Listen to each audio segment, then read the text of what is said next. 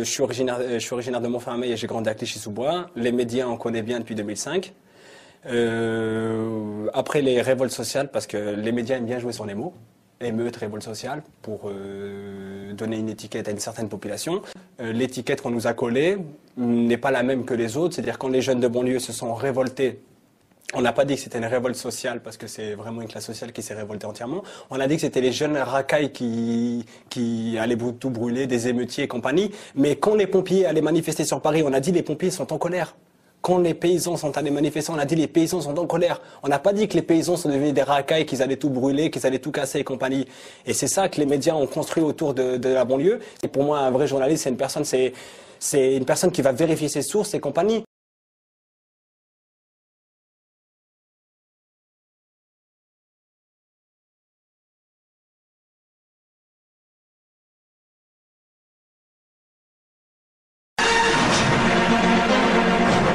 Bonsoir à tous. Nuit d'émeute à Clichy-sous-Bois après la mort. Le soir même, les premiers affrontements éclatent à Clichy-sous-Bois. Dispositif policier renforcé ce soir à Clichy-sous-Bois en Seine-Saint-Denis pour éviter une troisième nuit. La même conviction exprimée dans la rue le soir même. 200 à 300 personnes font face aux policiers à Clichy. Le détonateur comme le mode d'affrontement du déjà vu dans les banlieues. Ce soir-là à Montfermeil, des casseurs se déchaînent sur un poste de police fermé la nuit. Mais ils s'attaquent aussi à l'immeuble attenant. À partir de la Toussaint, les échauffourées s'étendent en Seine-Saint-Denis.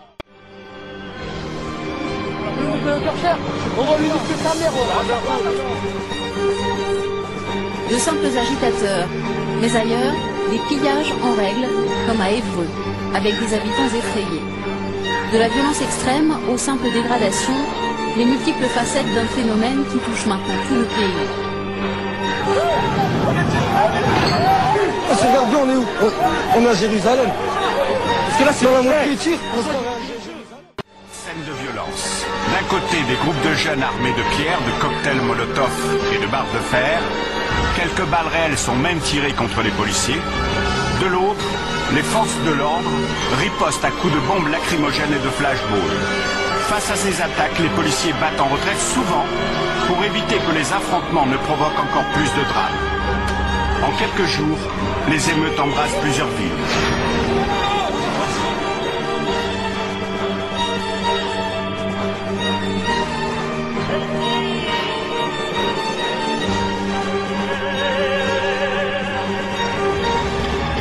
Les dégâts sont importants.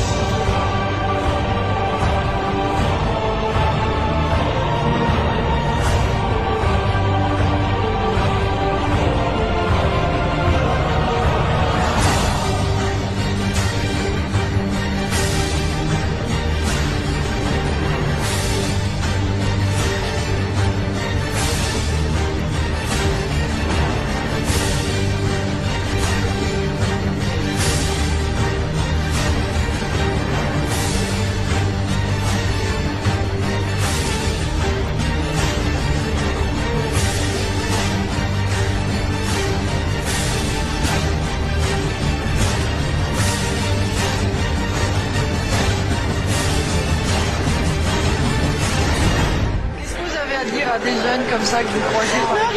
Arrêtez, je vous en prie, arrêtez cette violence.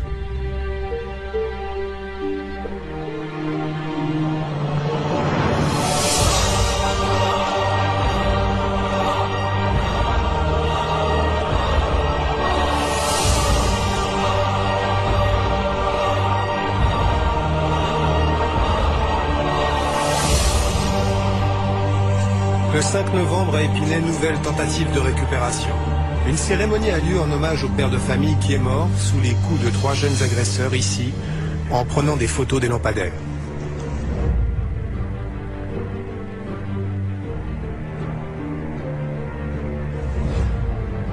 L'état d'urgence est officiellement décrété. Il permet au préfet d'instaurer un couvre-feu dans les zones concernées. C'est déjà le cas ce soir.